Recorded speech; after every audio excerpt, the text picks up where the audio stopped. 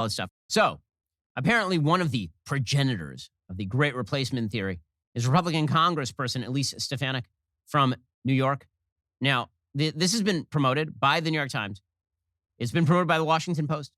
The idea is that because she put out Facebook ads that suggested that the left wing is in favor of large-scale illegal immigration, that they wish to permanently shift the electoral nature of politics in America.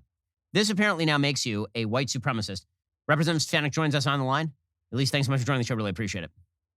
Thanks, Ben. Great to be here. I really need to set the record straight and call out the news for this character assassination. I mean, it's insane. It really, really is. So why don't we start with what your original Facebook ads said.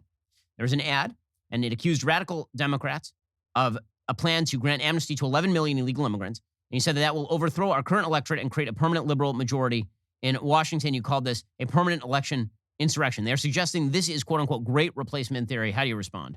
Well, first of all, it's not great replacement theory. Also, there's nothing racist about wanting a secure border. There's nothing racist about opposing mass amnesty. And Democrats are the party that's been advocating very publicly for decades now that they want, one of the reasons that they want to pursue amnesty for illegal immigrants, giving them the right to vote, is to have a permanent liberal election majority. And I want to quote the Center of American Progress in 2013 said, quote, supporting real immigration reform that contains a pathway to citizenship for our nation's 11 million undocumented immigrants is the only way to maintain electoral strength in the future. That's from Center for the American Progress. They say this explicitly every day. They have for 2 decades. For me to call and put up an ad saying, we want border security and we want to oppose amnesty, that's where mainstream Americans are. There's nothing racist about that statement. And it is absolutely warped that now somehow this is being tied into the horrific tragedy and act of evil that occurred in Buffalo. So it's heinous. It's the fakest of fake news.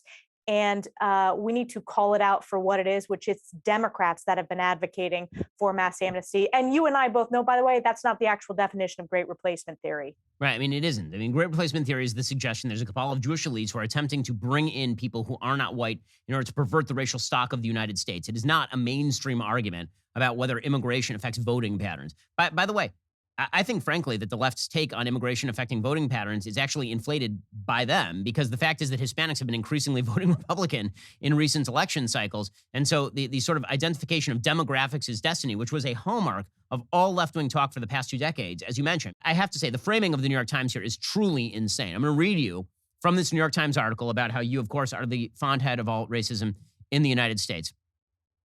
As Democrats decried the white supremacist ideology that gave rise to the mass killing, Ms. Stefanik and other House Republican leaders were largely silent about the racism that apparently motivated the shooter. Were you silent about the racism that motivated the shooter? Did I miss that part? No, we condemn racism in any form. We condemn racism. We condemn this act of evil. And to say that is dangerous. It's destructive.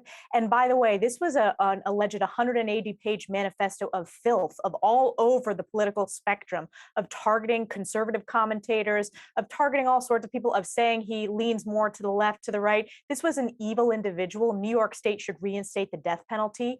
And this individual needs to be prosecuted to the furthest extent of the law. But for the New York Times, who, by the way, in its own pages has said that demographics are destiny for Democrats, the New York Times, which is based in New York City, which has allowed illegal immigrants the right to vote, which I believe is unconstitutional, it is just shameful. And it is the worst type of journalism. It's not journalism.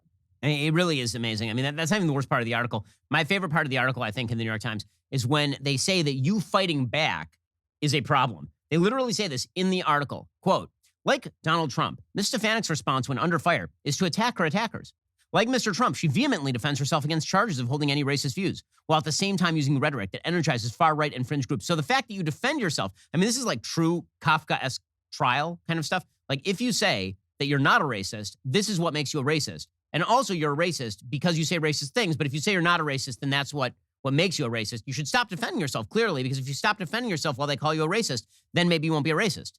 It's absurd. And you know what this really is, Ben? As you pointed out, Republicans are winning across the board. We are growing our base. We are growing supporters of the Republican Party.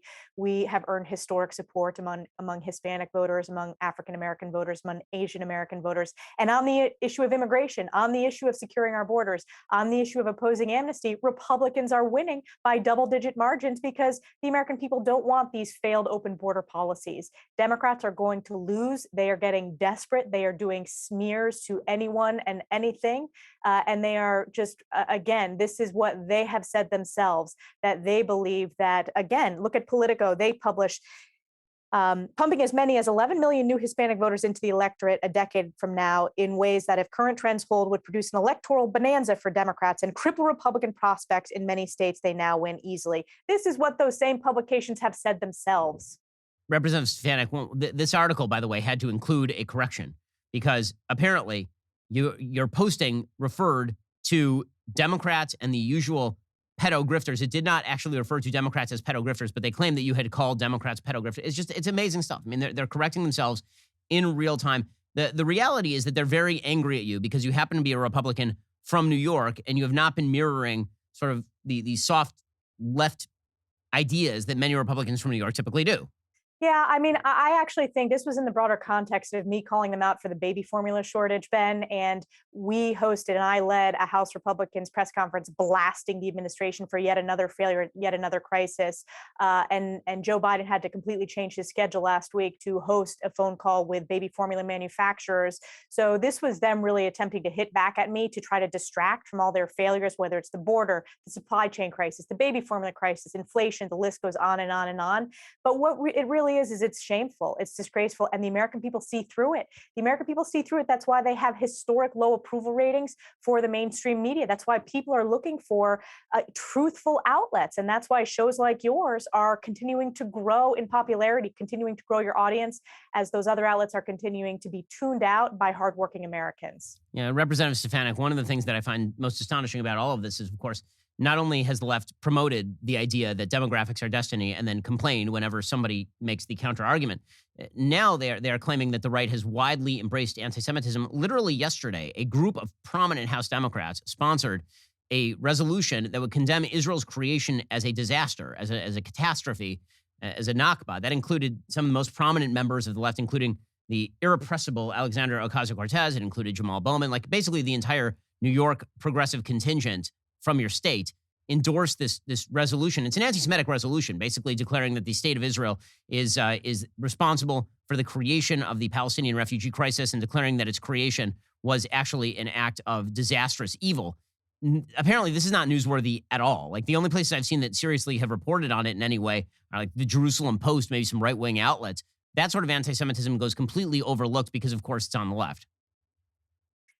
Listen, we have condemned anti-Semitism. I have called for Ilhan Omar to be removed from the Foreign Affairs Committee. I have been one of the strongest speakers when it comes to speaking out against the anti-Semitic BDS movement. We even saw my alma mater, which was shameful, the Harvard Crimson. They put an editorial embracing BDS. It is absolutely on its face anti-Semitism.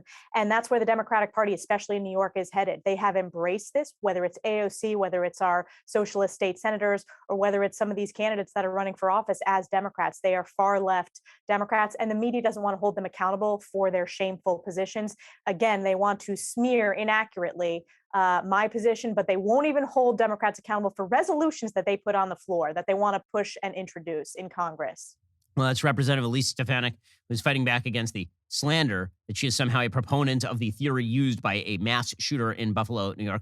Representative Stefanik, really appreciate the time. And thanks for fighting back against smears, because actually it's really important. It's not just for you that it's important. It's important that everybody fight back against these kind of garbage smears from the mainstream media. Thanks, Ben, and thanks for setting the record straight.